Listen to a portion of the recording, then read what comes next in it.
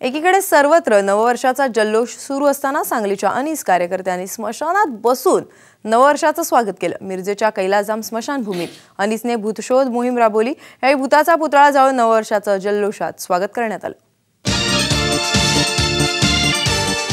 सर्वत्र नववर्षाचं जल्लोषात स्वागत होत असताना अनीसनं मिरजेच्या कैवल्यधाम स्मशानभूमीत भूतशोध मोहीम राबवली।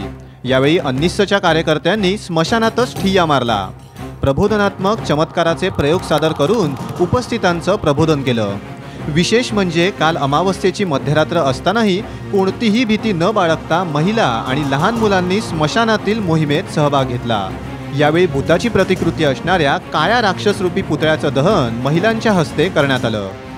डॉक्टर दाभोळकरांचा खून झाला, कायदा अस्तित्वात आला, कायद्याचं पहिलं कलम हे भूत या संकल्पनेशी निगडित आहे आणि म्हणून या पहिल्या कलमापासून ही आमची आता सुरुवात झालेली आहे। पूर्वीपासून भ्रामक कल्पना आलेल्या आहेत की भूत असतात, अमावस्येच्या रात्री भूत येतात।